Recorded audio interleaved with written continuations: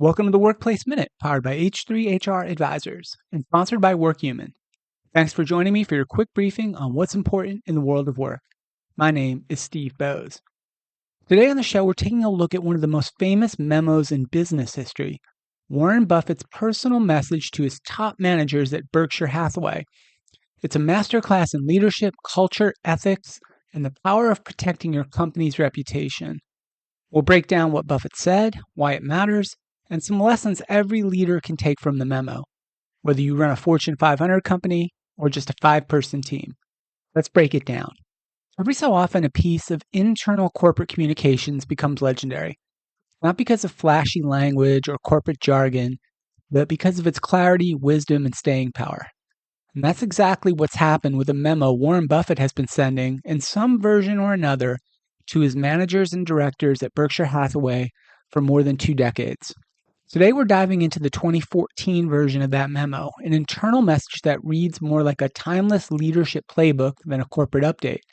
And while it was written for the, quote, all-stars who run Berkshire's many companies, its lessons are relevant for any business leader. First, some context. Berkshire Hathaway is a massive decentralized enterprise with hundreds of thousands of employees and dozens of subsidiaries across multiple industries. Buffett, as CEO, doesn't micromanage. Instead, he leads through principles, and this memo is one of the ways he ensures the company stays anchored to those principles. The first and most emphatic message in his memo is about reputation. Buffett writes, "We can afford to lose money, even a lot of money, but we can't afford to lose reputation, even a thread of reputation." That's not just a nice sentiment, it's a guiding light. Buffett insists that every decision should pass the front page test. Would you be comfortable seeing your actions reported in a national newspaper by an intelligent but possibly unfriendly journalist? If the answer is no, or even maybe, then don't do it. He warns managers to beware of rationalizations like everyone else is doing it. In Buffett's view, that excuse is a red flag, not a justification. And if there's a hesitation about whether something is proper or legal, that's another signal. Don't walk toward that line. Stay well away from it. Why such an emphasis on this point?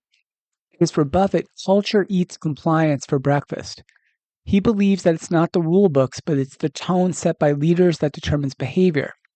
In his memo, he reminds his managers, your attitude on such matters, expressed by behavior as well as words, will be the most important factor in how the culture of your business develops. In other words, culture is contagious, and it starts at the top, and it's all about actions.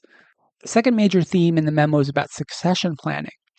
Buffett, who's always been planning, asked each manager to confidentially submit their pick for a successor in case they were becoming incapacitated tomorrow. Not in 6 months, not after a long retirement process, but tomorrow. He doesn't want grand reports or formal dossiers. A short note, even handwritten, will do, and he instructed them to mark it personal for Warren. Why this level of attention to succession? Because resilience and continuity matters. Buffett knows that no leader is forever, and having a plan, even a quiet one, is a hallmark of responsible leadership. It also signals something deeper, trust. Buffett trusts his managers to choose wisely and to be honest about the strengths and weaknesses of potential successors.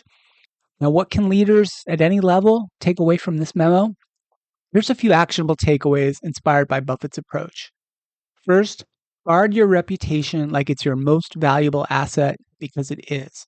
Profits can be gained or lost, but reputation's much harder. Use the front page test before any major decision. If you'd be embarrassed to see your actions made public, they're probably not worth pursuing.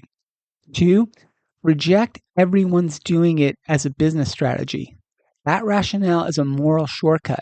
Instead, aim for decisions that are sound, defensible, and rooted in your organization's values, not in peer pressure. Next, act swiftly and transparently when things go wrong. Buffett recalls past corporate scandals where slow reporting nearly destroyed a firm. Don't let problems fester. Address issues early. Bad news only gets worse if it's buried. 4, make culture your job. Leaders don't just run operations, they shape behaviors. Your integrity, your standards, and your response to these ethical gray areas, that's what builds the culture your team will live by. And finally, 5, have a succession plan always. Think beyond yourself.